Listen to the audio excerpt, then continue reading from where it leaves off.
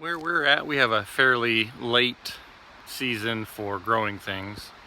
We're pretty wet, pretty cold up until a little bit later in the year. So the time has really come and almost passed for getting stuff in the ground. We're actually sooner than we have in years past, but it needs to be done. So these got a bunch of starts that are just screaming to get in the ground, and I guess I better get started on a raised garden bed for her. So I'm going to use some of the stuff in the old boneyard out here. Grass is growing up on it, need to get it uncovered, and we're going to find some scraps that we can use to build a raised bed. I think I'm going to do a tin metal structure, just because we have some leftover tin from doing the roof, and I think we can make something work with it. So I'm going to go scrounge around here, see what I can come up with for putting together a raised bed for her. I know in some parts of the country people love growing blackberries, and they just grow everywhere here in Oregon and grow over everything. So you put something outside for very long, like our boneyard over there, and it's covered in blackberries. Gotta get working on that.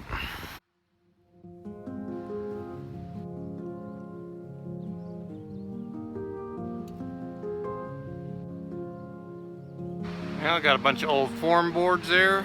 Gonna get them nipped up and to the length I want.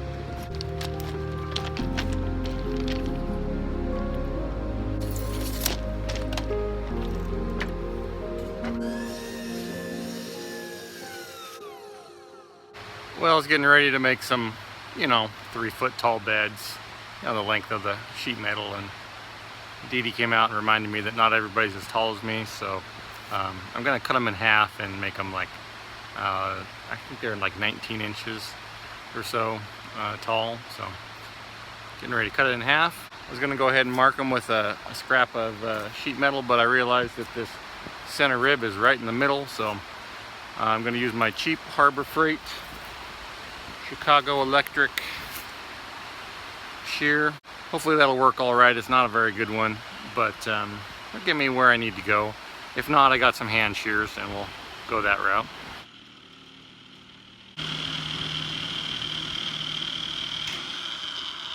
Well, if you're cutting in a straight line, it sure beats doing it by hand.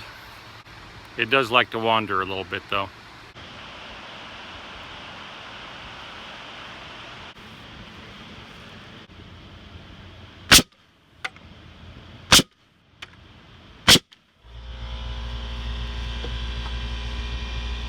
Well, I'm just using ring shank nails to put this thing together.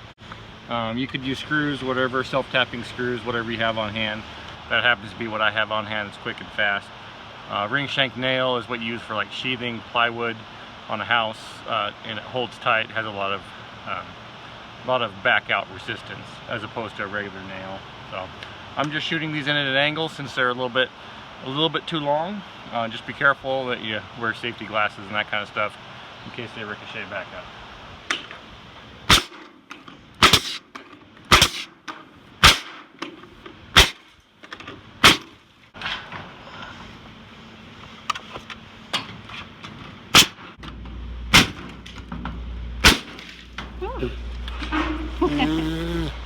A little dusty. Yeah.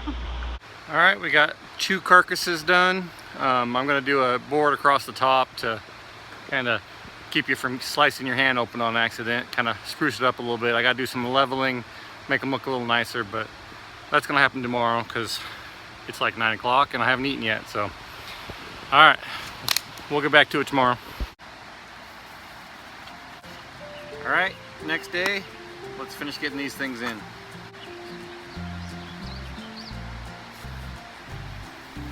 Well, the land behind us here slopes away from the cabin, kind of down towards the creek here. Just roughly squaring them kind of to the lay of the land. I'm not going crazy with level or anything like that. So I got this one done, and we'll get this little guy done now too. All right, I cut both my end pieces, and I cut them 1 inch over. And so we have about a ½ inch of overhang, basically off of this side and the other side, and then I just pulled the board ½ inch that way to match. So the nice thing about bringing that over the edge a little bit by ½ inch on all sides is it helps to hide inconsistencies. I'm using old reclaimed stuff out of the boneyard, so it's not exactly square and the best, but this will help hide any of that. I'll go ahead and attach both of these, and then I'll measure and cut individually my long boards to fit right there, just because you know, just to make sure they're where they need to be. Well, the nice thing about using this roofing classic rib paneling is it's actually pretty strong. Here we got the 4-foot section of the end, and I mean, it's pretty sturdy. Like, even filling it full of dirt, it won't flex very much. So on these longer runs, I'm going to put some bracing in the middle just because it's a 12-foot span, and the dirt will probably want to push out a little bit on that. So I'm simply going to cut some 2x4s, cut a 45 on them, and stake them in the ground. Some of these are a little too hard to just pound in. The ground's pretty hard right now, so I'm using my pickaxe to kind of dig out a little bit. And a couple of them I pounded them in and just had to cut them a little bit shorter, but no biggie as long as they're in far enough to keep the to kind of hold in the dirt to keep the sides from splitting. All right, guys, we have 2 raised beds done. Simple, easy, just in a few hours here and there after work. So pretty simple. All materials you can get at Home Depot, Lowe's, whatever you have local. The tin, that's where I got it, was Lowe's. It's just called Classic Rib, and it's a pretty common product around the United States here. And then all the 2x4s were just scraps I had laying around. 2x6s on the ends were old form boards, so doing this super cheap. Well, Dee Dee got a head start on the beds. She got them filled up with a bunch of wood and dirt, and still need a little bit in the back side over there, and some more in this one. We're doing kind of a modified hugelkultur bed, a traditional style bed with a bunch of wood and debris in the bottom of it to help retain moisture and feed the plants in it. So I'm gonna get cracking on finishing these up.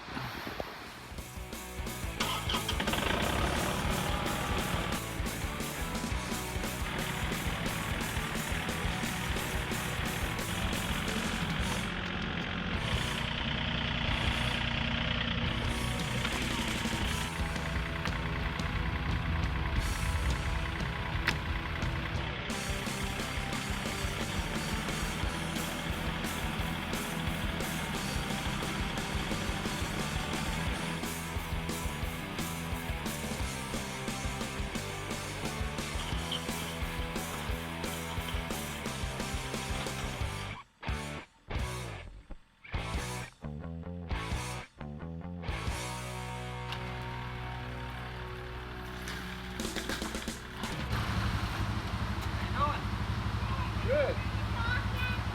Now that's the way to do a garden right there. Well, mine is all rotty.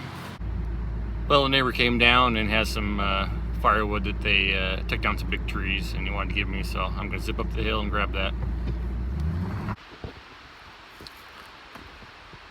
Well, load 1 of 2. I think that's our firewood for the year, and probably part of next year too. I'm pretty thankful and grateful for a neighbor that willing to help out, so that's awesome.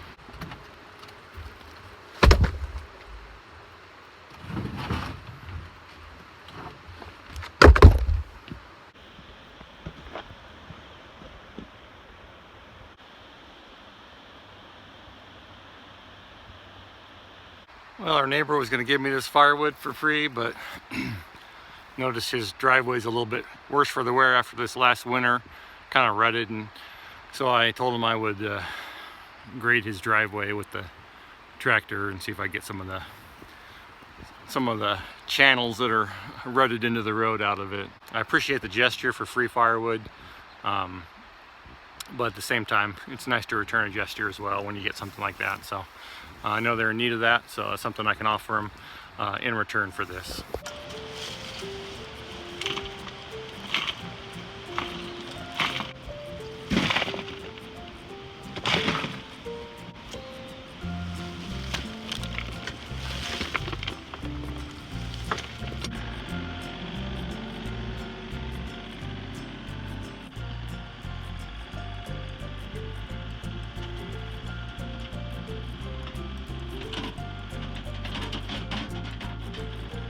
All right, we have 2 raised beds all done.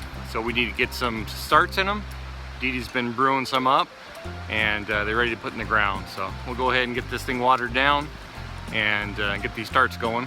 We went ahead and mounded the tops a little bit just because that soil will sink quite a bit over the next couple years since it's been dug up and tilled basically. So anyhow, 2 raised beds done.